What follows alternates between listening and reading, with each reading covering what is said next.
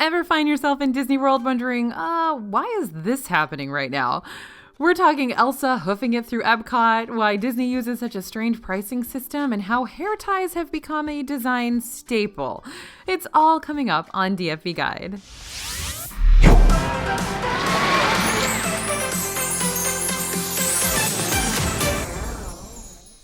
Hey everybody, it's AJ for Disney Food Blog. Wouldn't it be so much easier if you could link your ID to your MagicBand, or if you could bring your stroller into the Land Pavilion? Today we're talking about some things that we just don't understand, things that make no sense in Disney World. Now, these, of course, are from our staff here at DFB and also from our followers over on Instagram. So if you don't follow us on Instagram and you'd love to contribute to some of our videos, head over to Instagram and follow us at Disney Food Blog. All right, number one thing that does not make sense in Disney World, and no, these are not ranked, but I'm going to go ahead and put this as the number one thing. Hair ties all over Expedition Everest. If you look off to the side as you approach the broken track on Expedition Everest, you'll see a whole bunch of hair ties. It's right over to your right. Is it a game to try to ring your hair tie on the rocks, to nod to the fact that hikers leave equipment behind when climbing Everest? A weird fad that just perpetuates itself? We may never know. Imagineer Joe Rohde once tweeted in response to being asked about the hair ties, "It's kind of weird, and it's tough on the people who have to clean them up." Based on that response, we can assume this isn't a Disney-sanctioned addition to the ride, and that no matter how many times they get cleaned up, they just keep coming back. All right, number two, why can't you put your ID on your MagicBand? This would make things so much easier when you're packing your park bag for the day, but it has so far never come about. Wouldn't it be great to just be able to attach all of our important and necessary cards to this band so you don't have to carry anything in the parks? You can already connect a credit card or debit card to your room in MagicBand for charging privileges, so the security's there. So why can't we also connect things like IDs or annual passes? I mean, yes, you use your MagicBand to kind of check into a park, so your annual pass is obviously there, but if you want to get a discount using your annual pass in a shop, you have to show them your annual pass or pull it up on your My Disney Experience account. They can't just scan your band. And what about Tables in Wonderland cards? Wouldn't it be great if those would virtually appear when you scan your MagicBand? Alas, we've got to carry around those cards still, so make sure you bring your ID if you're planning to purchase alcohol, and your annual pass if you're planning to use it for a discount. And heads up, for anyone that's as forgetful as I am, if you do leave your ID at a restaurant like I did and have to try to get on an airplane with no ID, just a reminder, always make sure when you're walking out of the restaurant, you've got your ID back. Now, don't forget also to bring a backup method of payment as well, just in case, because technology isn't infallible, though it would be nice to not have to dig into our pockets to pull out all of our cards. Number three, thing that doesn't make any sense in Disney World, why isn't there a bathroom in the Mexico Pavilion? Now, yes, we know there is one restroom. It's inside the restaurant, and you kind of have to go into San Helen and turn the corner and go down and around. You're like walking through tables, but there's no place to use the restroom inside the pyramid other than that. Now, of course, you also have a restroom at Hacienda de San Angel, which is also in a table service restaurant, but there are no sort of just public restrooms if you're not eating at a restaurant. So you have to go into a table service restaurant to use a bathroom in the Mexico Pavilion right now. And that's super weird that you have to kind of slip into a restaurant you're not eating at to use the restroom if you are going to the Mexico Pavilion. Now, China and Japan also don't have public bathrooms. Restaurants are the only place to go in those particular locations, but you can always check a map or the My Disney Experience app to find the one closest to you. Now, if you're in Mexico, you're just going to want to head over to the Norway restrooms. They're kind of right there on the Mexico side, but it is a tiny bit of a walk to get over there. So just heads up and be prepared if you've got a kiddo who needs the restroom, that's where to find the closest one. Another thing that makes zero sense in Disney World, why Starbucks doesn't have mobile order. This is even more of a concern right now because no one wants to wait in an unnecessary line. With so many additional places being added to mobile order, we thought for sure Disney would consider adding Starbucks locations to the list. You can mobile order at the Disney Springs locations, but you'll need to do that through the Starbucks app, not the Disney app, and make sure you pick the right one. Those two locations are actually operated by Starbucks, whereas the ones in the parks are part of a licensing deal with Disney. All right, number 5, why can't we have loose ice in the parks? In May 2019, Disney banned loose ice from their parks. You can use ice packs or toss some loose ice into a Ziploc bag, but you can't load up your cooler from the ice machine. Before, it was so security could check your items more easily without having to dig through a bunch of ice. But now that they're using the touch-free scanners and not inspecting bags as closely unless something sets off the sensor, could we have that loose ice back? Number 6, why does Elsa have to walk around Epcot? Okay, the Frozen cavalcade is just Anna and Elsa, so it kind of looks weird when Elsa is hoofing it while Anna gets to relax in a carriage. A few other characters walk, Pluto and Goofy, for example, in the Mickey cavalcade, but at least they're not by themselves. This is likely due to social distancing, of course. The carriage with multiple princesses has dividers between the rows, and no one is sharing a row. Presumably, Anna and Elsa can't sit next to each other because of this. It's still kind of weird though, right? Is there not another carriage laying around or one with 2 rows of seats? Another thing that doesn't really make sense in Disney World, Dumbo, Magic Carpets, and Triceratops Spin are the same ride, but only one has a line. Now they're all the same ride. They all go up and down. You get a little lever to move the carpet, elephant, or Triceratops, and they spin around in a circle, but only Dumbo was an opening day attraction, so it has that bit of nostalgia. But even with that nostalgia, you'd think more kids of this generation and those 90s babies would be much more into the Aladdin-themed rides, since it's, compared to Dumbo, a much newer movie. Still, Dumbo is going to have the longest waits of the 3, even with 2 sides doubling the number of elephants.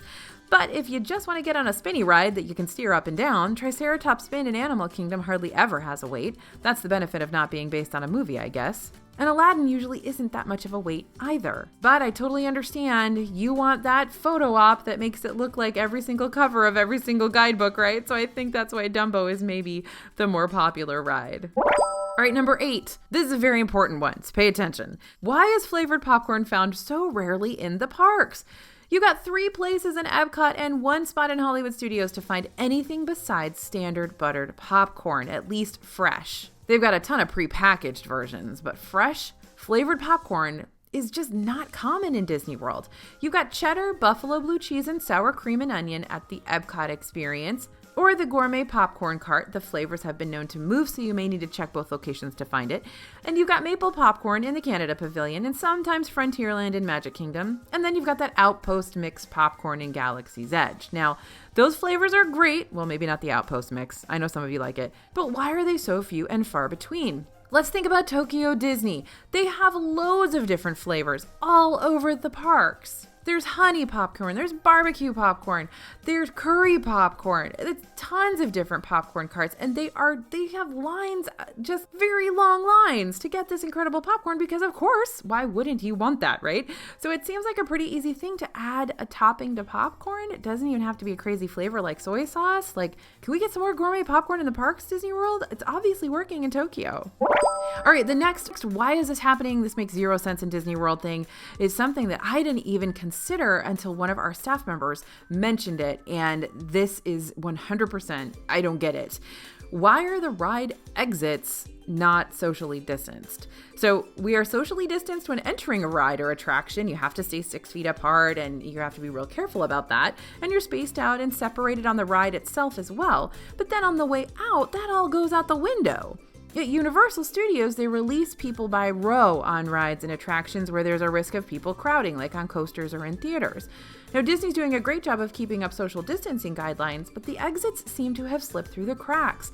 Like always, stay aware of your surroundings and maybe take your time exiting when there are a lot of other people around you. Like if you're all getting off Slinky Dog Dash at the same time, maybe take your time and be the last person off Slinky Dog Dash so that you can socially distance. All right, next thing that makes zero sense in Disney World. Why is the Tomorrowland Speedway still gas-powered? The Tomorrowland Speedway is in Tomorrowland. Shouldn't they be electric cars? Diesel is not very wave of the future. Now, kids love this ride. We love this ride. I know a lot of you don't love this ride because we are working on a video about unpopular opinions, and a lot of you have said you don't like the Tomorrowland Speedway.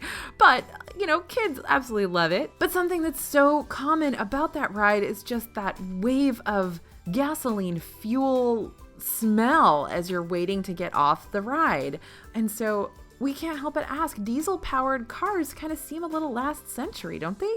Maybe electric cars are a little too commonplace. Why not develop a solar-powered car or something equally as interesting and futuristic? so that we can lower that level of air pollution and still have the Tomorrowland Speedway.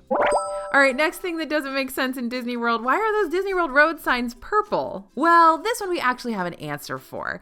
If you've been on the roads in Disney World, you've probably noticed that the road signs are a little different. They're not the typical green and white you'll see in the rest of the United States. Disney wanted to set things apart, make it clear that you were somewhere else once you entered Disney property, so they brought on graphic designer Deborah Sussman. The sign's design pulls inspiration from Mickey's color scheme, red, white, yellow, and black, and swapping out the black for an easier to see at night and more unique purple. Number 12 here is, why does Disney use color-coded pricing? There are likely a few reasons why Disney uses that color-coded pricing system in their gift shops. You know how when you look at the back of a necklace or something in the Emporium, it'll say this is a fuchsia price, but it doesn't actually give you a price. You have to go to you have to find the little key that's posted someplace that tells you how much the fuchsia thing costs. So I think we have an answer for this one too, even though it's incredibly annoying for guests, I'm not gonna lie. This setup does make it easier to change pricing on multiple items all at once, rather than having to replace a price sticker on every single item. There are so many tiny items on those color-coded racks, so imagine changing the stickers on all of them at one time. It would be really time-consuming. Also, we can't put it past Disney that this is a marketing technique. You pick up that item, fall in love, and then you need to hunt for the price. But by the time you found it, you've already been carrying the item and decided you need it no matter the price. We see you, Disney. Number 13, this one we got a million times, not a million, obviously, I'm exaggerating, from our Instagram followers. When we said, what makes zero sense in Disney World? They said this: why is there no FastPass right now? This was the top response that we got to this particular question. Crowds seem to be getting larger, and lines are definitely getting longer than they were when the parks first opened in July. Well, Disney is still running at 25% capacity, which basically means it's about the same as a sold-out Halloween or Christmas party in the Magic Kingdom.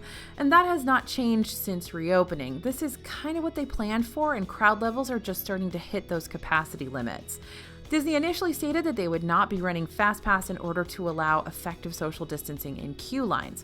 We're frequently seeing lines extend well beyond the actual queue space, so the fact of the matter is that FastPass queues may not be long enough to accommodate the number of people who would be using them.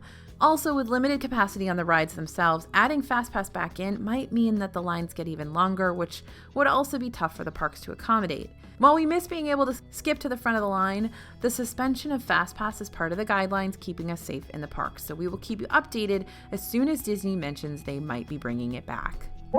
All right, this is a really great question for people who have been to multiple theme parks and had different experiences than you have in Disney World.